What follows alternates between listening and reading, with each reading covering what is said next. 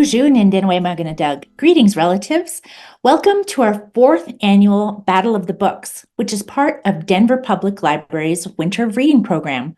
Jennifer Wolf Nindishnikaz Ishkwe Gijugunkwe Nindigo Ojibwamag. I'm Library Commissioner Jennifer Wolf of the Ojibwa, Ponca, and Santee tribes, and I will be your host for tonight's program. You're probably thinking, oh, a Native American, here comes a land acknowledgement. But rather than do a land acknowledgement tonight, I'm going to do a land request.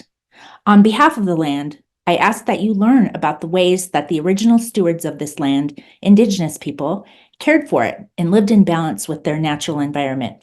And what better way to learn than through books? Your local library can help you and your entire family find exciting books about the contributions of Native Americans of the past and today. Now for some housekeeping.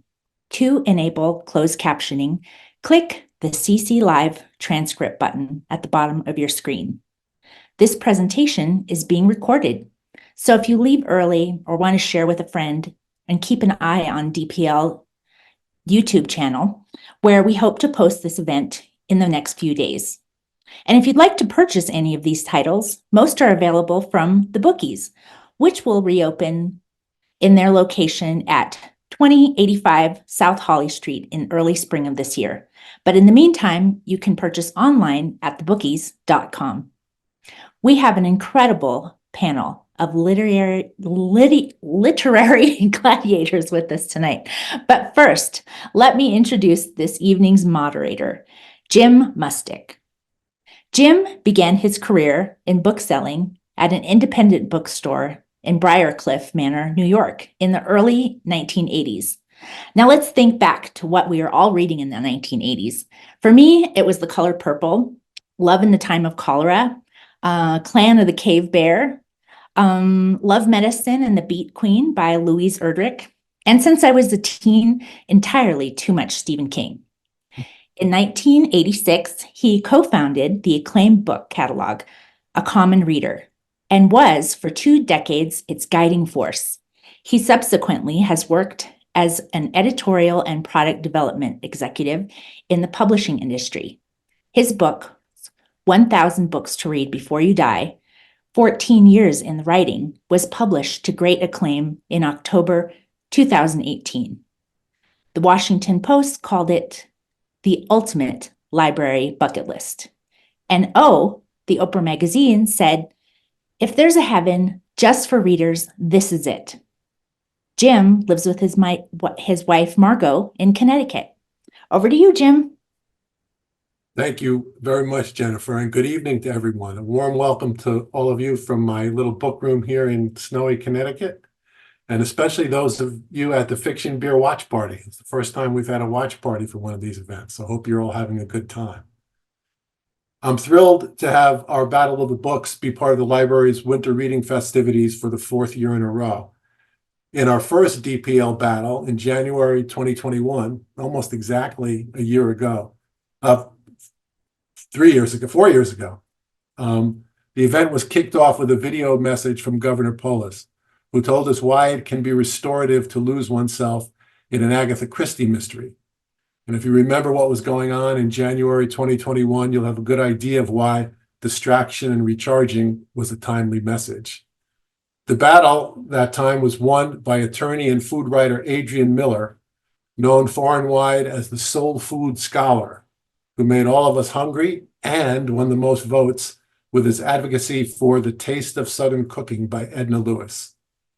I think of that food connection now because I've always believed that we read the way we eat. Our yen may be for hot dogs one day and haute cuisine the next. We read for pleasure as well as nutrition, and sometimes on a whim, just the way we eat. I'd like to thank our seasoned collaborators on the library's staff, Dodie Onis and Kat Burney, for making this happen again. And once more, special thanks to Ashara Lior for managing the technology that enables us to convene this remote event tonight. And I especially thank our 4 contestants, Erika Wurth, Denver City Council member Darrell Watson, Christa and Ryan Kilpatrick, who will be teaming up, and Carlos Santistevan. One of our participants, Senabu so high, unfortunately had a family emergency, so we only have 4 tonight. Before we start their presentations, though, let me quickly tell you how these battles of the books came to be. As Jennifer mentioned, I spent a long time writing this book, 1,000 Books to Read Before You Die. It's nearly 1,000 pages long and has 1,000 short essays that I've written to invite people to experiment a wide range of literature, from Agatha Christie to Abraham Lincoln, from the Epic of Gilgamesh, which was encoded on tablets 4,000 years ago, to Life in Code, A Personal History of Technology by Ellen Ullman, which was published in 2017. I did spend 14 years writing it, and when it was finally published, my wife Margot and I traveled around the country talking about the project in bookstores and libraries. The best part of those evenings were the conversations with the audience afterward, which convinced me that I was going to spend the next 14 years of my life hearing from readers what I got wrong, the books I'd left out, the authors I should have included. This came as no surprise. As I'd written in the book's introduction, once people know you are writing a book called 1,000 Books to Read Before You Die, you can never enjoy a dinner party in quite the way you did before. No matter how many books you've managed to consider, and no matter how many pages you've written, every conversation with a fellow reader is almost sure to provide new titles to speak out, or to expose an egregious omission or gap in your knowledge, to say nothing of revealing the privileges and prejudices, however unwitting, underlying your points of view. So my book is by no means comprehensive nor authoritative, nor is it meant to be. It's meant to be an invitation to a conversation, even a merry argument about the books and authors that are missing, as well as those included. Because the question of what to read next is the best prelude to even more important questions, like who to be and how to live. As I said, the conversations after my book tour talks were always the best part of the evenings, because they were animated by just the sort of merry arguments my introduction invoked. And one night, Margot had the inspired idea to make the merry arguments the main event. Thus, the Battle of the Books was born, landing us in communities across the country where local luminaries could share their own favorite books with us and their neighbors, and the audience could vote on who was most persuasive. Which brings us to our battle tonight, so let's get to it. As I said, we have 4 contestants. I will introduce them one by one, and they will each speak for 4 minutes about a book I left off my list of 1,000 that they think everybody should read. I will signal them when they have 30 seconds left, and will cut them off when they hit the 4-minute mark. After all 4 have pitched their books, you'll cast your vote for who was most convincing. All registered audience members will have the chance to vote to choose tonight's winner. Those of you at the watch party, make sure you've registered on the phone if you want to vote. There's 1 vote per device. And I'll tell you how to vote when the voting comes around. And I encourage you all to comment on the chat feature in Zoom to cheer on the contestants.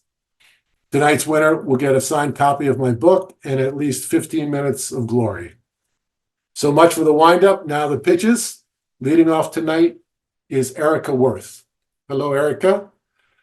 Erika's novel White Horse is a New York Times editor pick, a Good Morning America buzz pick, and an Indie Next Target Book of the Month and Book of the Month pick. She is both a Kenyon Review and Swanee Fellow, has published in the Kenyon Review, BuzzFeed, and the Writer's Chronicle, and is a narrative artist for the Meow Wolf Denver installation. She is an urban native of Apache, Chickasaw, Cherokee descent and lives in Denver with her partner. The book she's going to talk about is Black Sun by Rebecca Roanhors. Erika, over to you. Thanks so much. And just so you know, I generally go by Erika T. Wurth. This is Black Sun. Rebecca Roanhors is hands down the single most transformative Indigenous writer we have or have ever had in Native letters. In Black Sun, just as in her other work, she doesn't just imagine a world where American Indians survive, but one in which we get to merely be who we are, were, and will be, unmitigated by the ravages of genocide. Important as it is to talk about the effects of colonization, far more important for natives and non-natives alike is to imagine a world in which we are thriving. There is a scene a simple scene in Black Sun that gets me every time. It kills me. The book is swashbuckling, magical, with mermaids and enormous crows and crooked black destinies.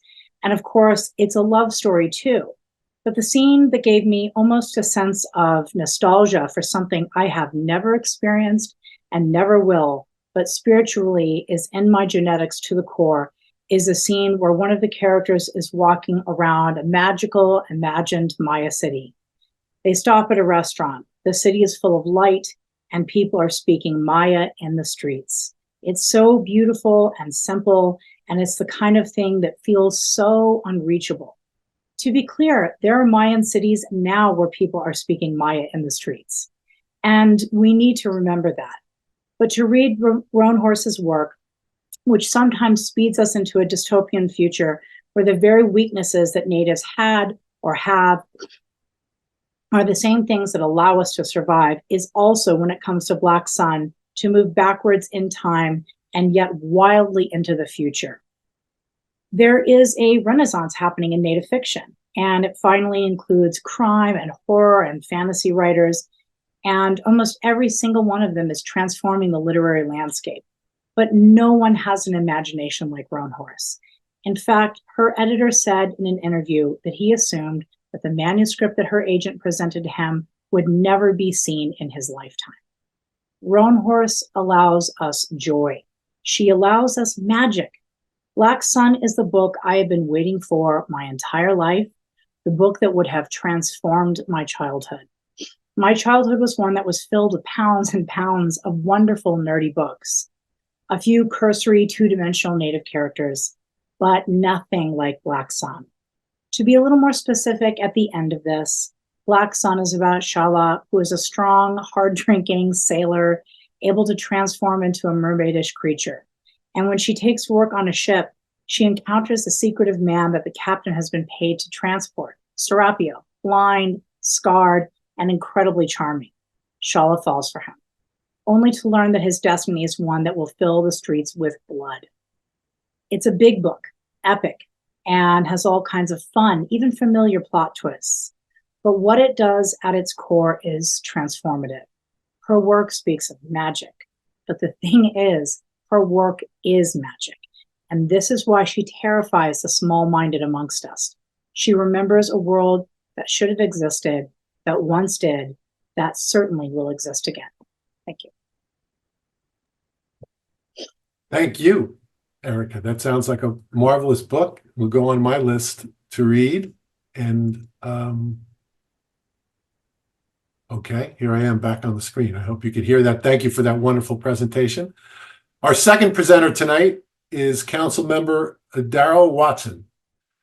He's the Vice Chair of the city's Land Use, Transportation, and Infrastructure Committee and sits on the Safety, Housing, Education, and Homelessness Committee.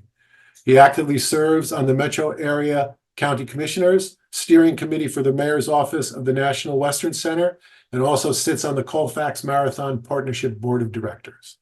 Prior to his election in 2023, Councilmember Watson retired from a 30-year career in financial services and was the principal owner of Watson Wenk Group, a strategic planning consulting firm. The book he's going to talk about tonight is Love in Color by Bolu Babalola. Councilmember Watson, take it away. Thank you, Jim. And because it's all phased out, you can't see the book cover, but I think it is brilliant. And I want to thank the team for letting me speak on Love in Color, mythical tales from around the world, retold by author Bolu Babalola.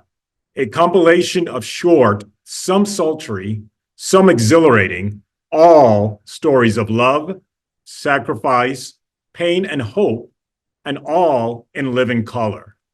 These are sonnets of love from Africa to the Middle East, all told through the powerful voices of women endowed with copious levels of melanin. Close your eyes, open your heart, and listen with me to Osun.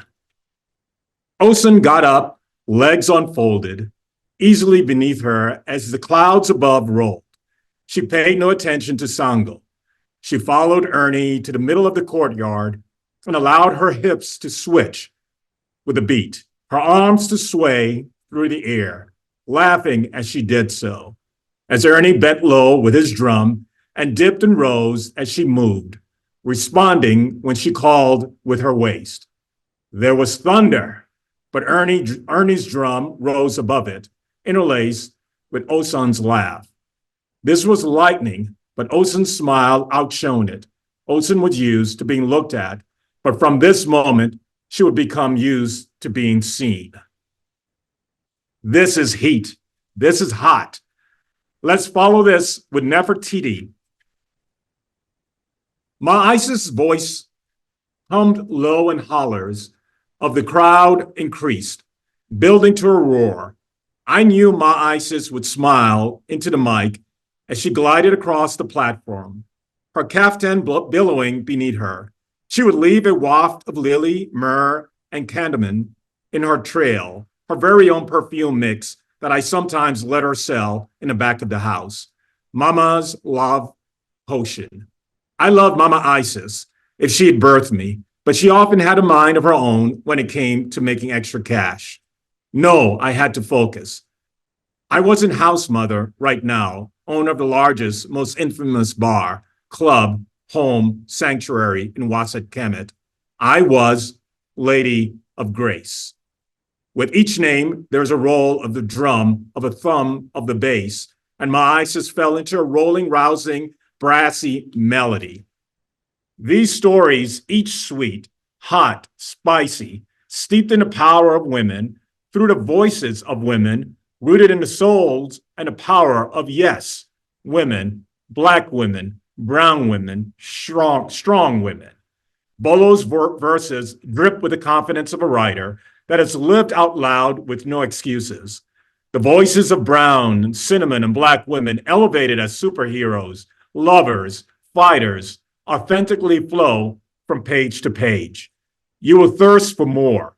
A cold winter night like tonight begs for this level of heat. So get up, get out, and get you some of Babalola's loving color, mythical tales from around the world. This is Watson, and I'm out. Thank you.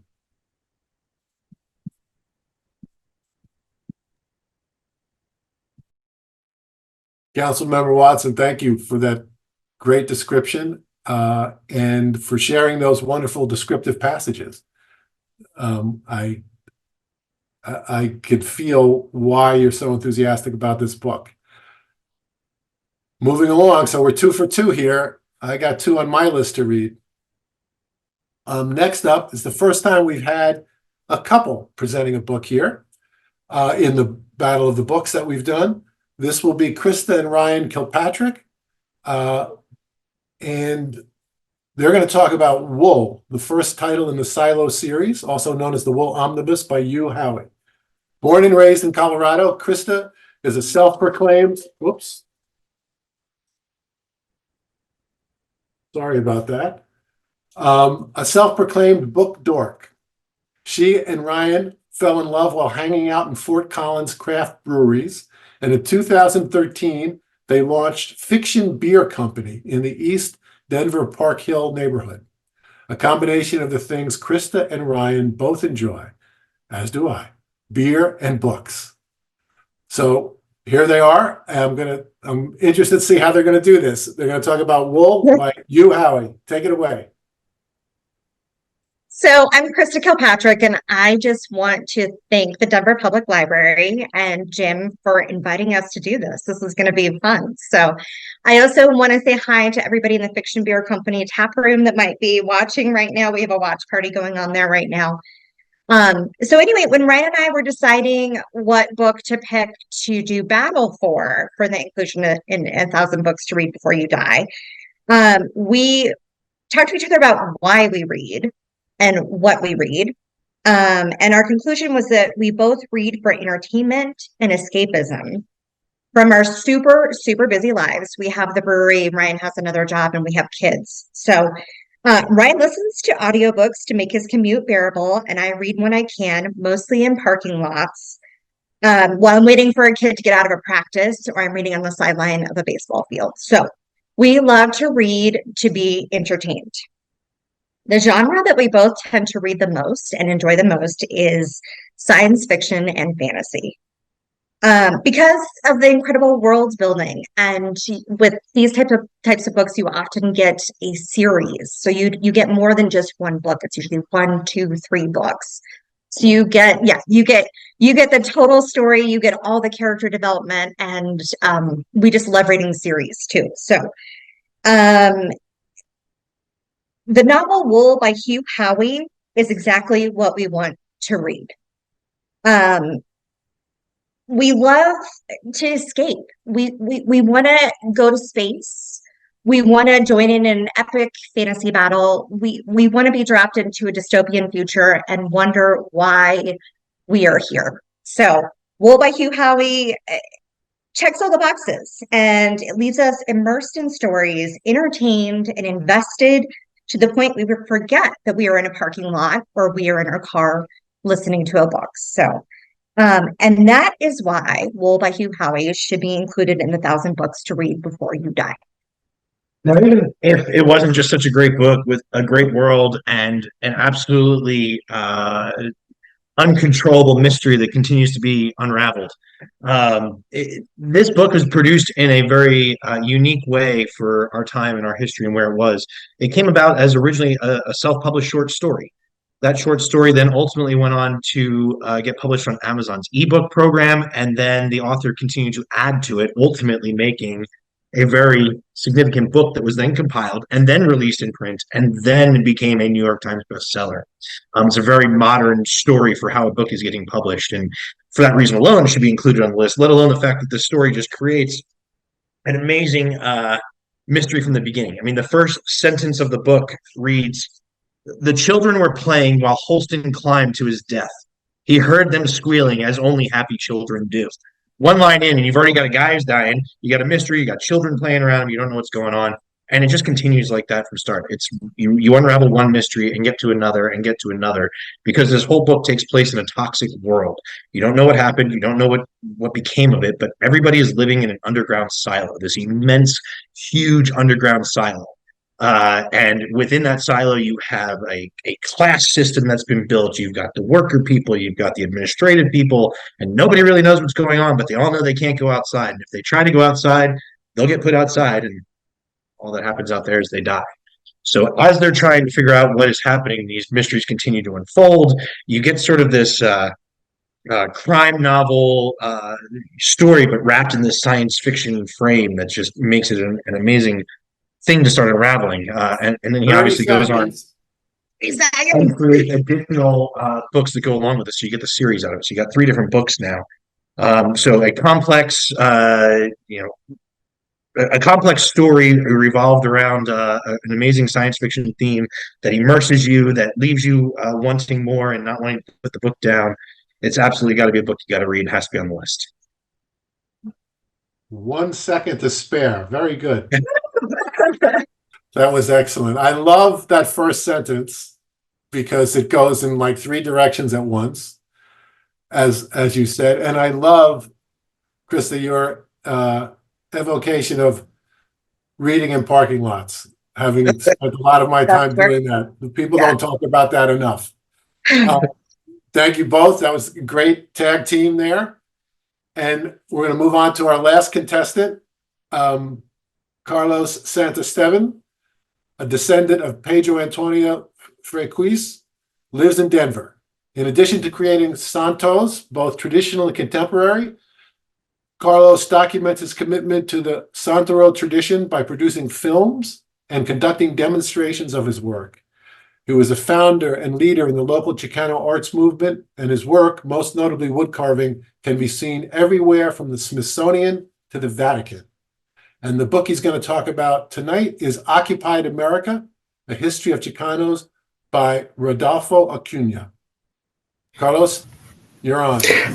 Thank you. I would like to thank the Denver Public Library staff for being so patient with me. I'm not computer literate, so they've taken the time to do this.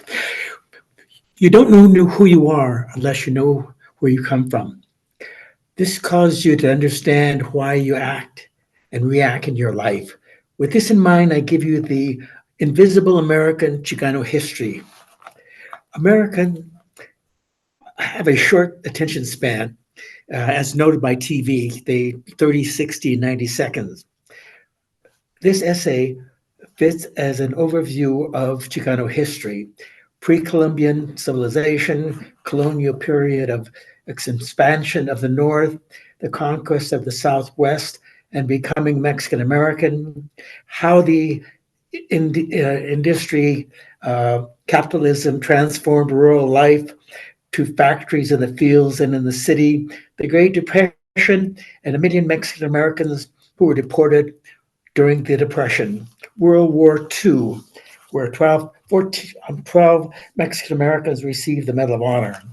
I would like to highlight in 1960 a movie called Hail to Eternity, starring Tab Hunter, who played Guy Gabriel, who learned Japanese when he moved into two of his Nisei friends' family. He joined the Marines at 17. He captured alone well over 1,000 civilians and Japanese troops and received the Navy's Silver Star. Well, during the First World War, Alvin York, who killed 25 Germans, received the Medal of Honor. Then Gabriel said that the Marines didn't award Mexican Americans the Medal of Honor. They upgraded his Silver Cross to the Navy Cross. The above was not mentioned during the movie of From Hell to Eternity, or that guy was Mexican American. The movie Saving Private Ryan, the 1988 book, highlights the crossing of the Rapido River near Mount Cristo during the Italian campaign by Company E, 36th Infantry Division, lost more than 17,000 men. This movie didn't mention that most of the Chicanos from El Paso in the Southwest were the casualties of this war. Then there's another short story of Ralph Lazo, who was 16 years old when he joined his Nisei friends from Bunker Hill, downtown LA, to the Manzanola internment camp. Authorities did not learn that he was Mexican American. They did not learn that he was not Japanese, and they offered to let him go home. He stayed with his friends and graduated with them from high school. The following chapters in this book deal with the Chicano movement, the farm workers union, the high school walkouts, the Vietnam War, and probably one of the first time that Mexican Americans were involved in an anti-war movement. They felt that they had to prove themselves as Americans by being soldiers, and the casualties were so great that our community started against the Vietnam War. 30 seconds, Carlos. Thank you. I'm sorry. I just found out that this book was the governor of Arizona didn't like the book about the state's early history, so he banned the book. Thank you. Thank you very much. So much of history is unknown or certainly unshared, and books are a way to do that. So thank you for highlighting that book. Before we vote, let's have a virtual round of applause for our 4 contestants, 4 teams, 5 people. And you can look for a poll down at the bottom of your screen, which should appear now. Ashara, is that going to pop up? Okay, there you go. There's a poll not at the bottom of your screen, but right on your screen. You can make your choice. You'll have 2 minutes to cast your vote, so think about it. While you're voting, let me remind you a few things about the Denver Public Library. First of all, there are 27 branches, soon to be, according to my conversation with Council Member Watson, 28 branches by 2025. A new one that has been approved and funded in his District 9. So that's exciting news. In addition to all of those branches, there are incredible online resources available 24/7, databases to help you do everything from repair a vehicle and learn a language and check stock prices to get homework help. Sponsors virtual programs for kids, teens, and adults, such as mindful meditation, garden planning, bilingual citizenship study groups, book clubs, story times, battle of the books, and much more. Which is to say, the word public is as important as the word library. More than anything else, the Denver Public Library is a public good. Like many other public libraries around the country, it is an oasis of community in what feels often like a desert of divisiveness. Sometimes I think the public libraries are the last places left where anyone, regardless of their economic status, political affiliation, age, or capacity, can go to find something they're looking for and be welcomed by people who know what they're talking about. And if they don't know, they'll find out. Librarians are superheroes. So right after this event is over, and while you are thinking about the Denver Public Library, go straight to its website and make a donation to the Friends of the Library to show your support. One more thing before the results. If you have a book you think everybody should read before they die, you can go to 1000books.com. That's the numbers 1000books.com and search for it. If it's not already there, you can add a comment, but if it's not, you can add a book just as our contestants have tonight. The results are coming in momentarily, I think. So sit tight. And those of you at Fiction Beer, drink up.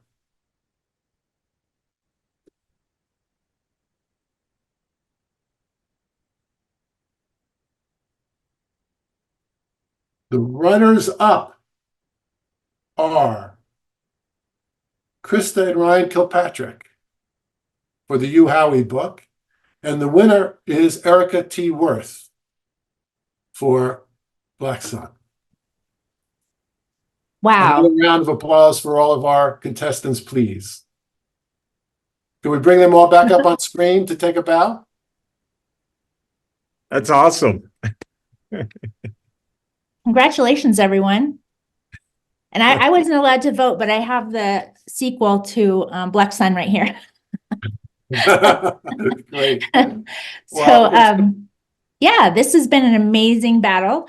Thanks to all of our panelists and to all of you attending tonight. And don't forget to check out our Winter of Reading program, which is in full swing. Get the details at denverlibrary.org/Winter of Reading. And a reminder that the books featured this evening are available from the bookies and from Denver Public Library. Good night, Jennifer, everyone. if I may say Sure. one more thing before we go. Mhm. The librarians at Denver Public Library are committed to a vocation that I share and that all of us as readers share. To me, it was best expressed by Christopher Morley in a book called The Haunted Bookshop. And that vocation is to spread good books about, to sow them on fertile minds, to cultivate understanding and a carefulness of life and beauty. What we share is a faith in reading's power and the learning and imagination it nourishes. Something, as I've written in the introduction to my book, that I've been lucky enough to take for granted as both fact and freedom. And it's something that I fear can be forgotten in the great amnesia of our in-the-moment news feeds and algorithmically defined identities, which hide from view the complexity of feelings and ideas that books demand we engage. To get lost in a book, be it a story or study, is inherently to acknowledge the voice of another, to broaden one's perspective beyond the confines of one's own understanding. A good book is the opposite of a selfie. The right book at the right time can expand our lives in the way that love does, making us more thoughtful, more generous, more brave, more alert to the world's wonders, and more pained by its inequities, more wise and more kind. So thank you to the Denver Public Library and for the public good it does every day of the year. And thank you all for tuning in. Good night.